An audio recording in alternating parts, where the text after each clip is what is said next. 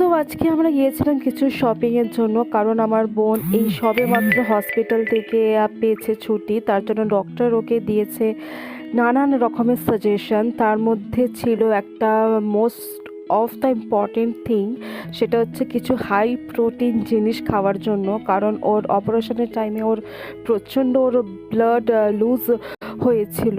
আমি, বাবা, মা সবাই গিয়েছিলাম ওর জন্য অনেক কিছু শপিং করতে খাবারে।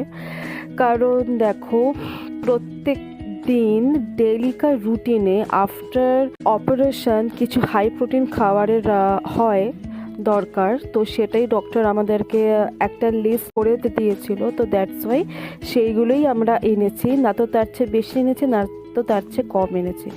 তো ওর রুটিনটা ছিল সকালবেলা উঠেই এগ পোস্ট খাওয়া, আর সাথে ছিল তোমার ম্যাগি। তো ও প্রত্যেক দিন উঠে এগ পোস্ট আর কিছু ভেজিটেবলস দিয়ে ও ম্যাগি খেত, এটা হচ্ছে ওর ব্রেকফাস্ট। আর তারপর ছিল তোমার লাঞ্চের টাইম, সেখানে একদম নর্মাল ছিল খাবার দাবার, সেখানে কোনো রেস্ট্রিকশন নেই যেরকম তোমার তেল খাওয়া যাবে না, এই খাওয়া যাবে না। কিন্তু হ্যাঁ, যেটা ইম্পর্টেন্ট জিনিস সেটা ছিল হচ্ছে একদম জ্যান্ত মাছের ঝোল, একদম তোমার পাতলা করে, অয়েললেস। তো সেরকমই ওকে দেওয়া হয়েছিল, যেরকম তোমার নর্মাল খাবার হয়, দুপুরের ভাত, ডাল, মাছের ঝোল, ভাজা, একটা তরকারি। তো সেরকমই ছিল যেরকমটা তোমরা দেখতে পাচ্ছ। আর হ্যাঁ, ওর একটা প্রিয় খাবার ছিল, সেটা হচ্ছে পাঁপড় ভাজা। কারণ পাঁপড় ভাজা ছাড়া ও দুপুরের লাঞ্চ ও খাই না।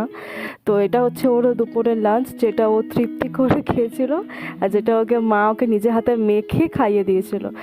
তারপর ছিল তোমার বিকেল, আর বিকেলে ও খেত হচ্ছে ফ্রুটস, যেরকম তোমার নানা রকমের, যেরকম তোমার পেয়ারা, আপেল, বেদানা, এগুলো খেত, একদম ফ্রেশ ফ্রুট। এমনিতে আমাদের বাড়িতে ফ্রুটস কেউই খায় না, আর বাড়িতে আনাও হয় না, একমাত্র ওরই জন্য আনা হয়েছিল। তো এইটা খাওয়ার পর ও ঠিক তার 1 ঘন্টা পর খায় হচ্ছে তোমার কমপ্ল্যান আর কি বিস্কুট। কমপ্ল্যানটা তো ভীষণই ভালো, একদম হাই প্রোটিন ওইটা। তো ওটা তো ডক্টর সাজেস্ট তো করেই ছিল। তো দ্যাটস ওয়াই কমপ্ল্যান আনা হয়েছিল, সাথে ও রোজ 4টা করে বিস্কুট খেত। তারপরে ও রাত্রিবেলায় ডিনার সেরে ও খেতে হচ্ছে তোমার বয়েলড এগ, আর খেতে হচ্ছে 1 গ্লাস দুধ। আর যেটা কি বলবো, বলতে লজ্জাও লাগে, যেটা আমার ভীষণ একটা প্রিয় খাদ্য যাই হোক, কিন্তু যেহেতু ওর শরীর খারাপ বলে ওকেই বেশি দেওয়া হতো। আর যখন আমি এক টুকরো খেতে চাইতাম, বলতে না, বোনের শরীর খারাপ, বোনকে আগে দে। কিন্তু আমার বোন এত ভালো যে ও আমার জন্য 1 টুকরো হলেও রাখবে, একটু হলেও দুধ রাখবে। তো এইভাবে মানে কি বলবো, শরীর অসুস্থ ওর, কিন্তু খাবারগুলো ওর দেখে আমার লোভ লাগতো। কি বলবো আসলে, তোমরা তো জানোই, মানে যারা আমাকে পার্সোনালি চেনে, আমি খুবই একটা খাবুরে মেয়ে। যাই হোক, বোনের শরীর খারাপে এইসব কথা বলবো না, শুনতেও বাজে লাগে। তো এখানে তুমি দেখতেই পাচ্ছ, এখানে দুধ আর ডিম সেদ্ধটা খাচ্ছে।